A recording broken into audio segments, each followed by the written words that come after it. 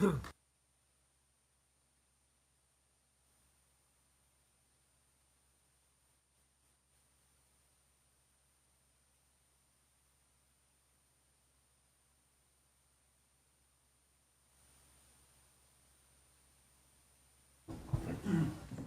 I thought we'd give you a break, but they haven't let up at all.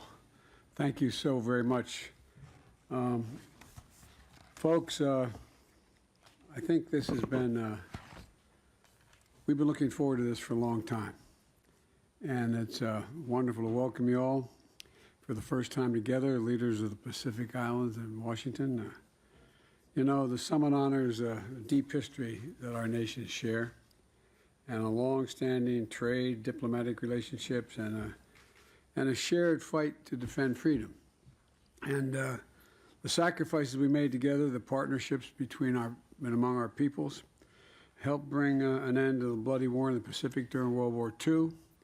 And recently, we honored the 80th anniversary of the Battle of Guadalcanal at a memorial in the Solomon Islands.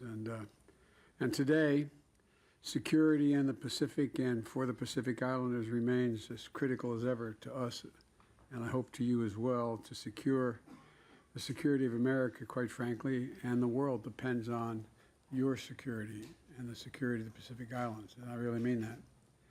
So this summit is also about deepening our enduring commitment to each other and our shared future. Our commitment to tackling the climate crisis, which threatens all of us. We're seeing the consequences of climate change around the world very vividly, including in the United States right now. And I know your nations feel it acutely, and for you all, it's an existential threat. It's an existential threat. And we're also committed to working together to equitably rebuild the global economy in the wake of COVID-19 and Russia's war. You know, to ensure an Indo-Pacific region that's free and open, one that is stable and prosperous, and resilient and secure. A great deal of the history of our world is going to be written in the Indo-Pacific over the coming years and decades, and the Pacific Islands are a critical voice in shaping that future. And that's why my administration has made it a priority to strengthen our partnership with your countries and with the Pacific Islands Forum. I was honored to be the first U.S. president to address the forum last year, and Vice President Harris shared our vision for cooperation with the Pacific Islands Forum at your leaders' meeting. This year, we also launched the Partners in the Blue Pacific Initiative. Kind of poetic, isn't it? The Partners in the Blue Pacific, but it's an initiative we really care about. To more effectively coordinate with our allies and partners around the world to better meet the needs of the people across the Pacific. That's why this historic summit, we're making additional and concrete commitments. And we're launching our Pacific Partnership Strategy, the first national U.S. strategy for Pacific Islands, which is a key component to our broader Indo-Pacific strategy.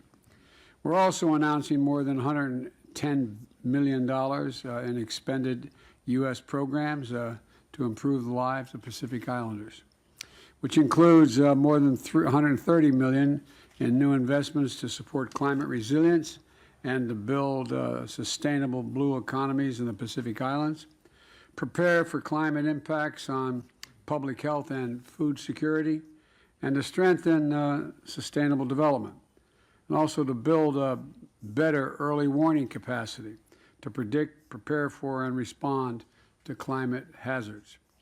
This is going to build on approximately $375 million in climate programs we currently have in the region. We're also taking several important diplomatic steps. And I'm proud to announce that following appropriate consultations, we will recognize the Cook Islands and Niue as sovereign states. And we look forward to successfully concluding negotiations for a compact free association with three of our closest partners in the region, the Federated States of Micronesia, the Republic of the Marshall Islands, and the Republic of Palau.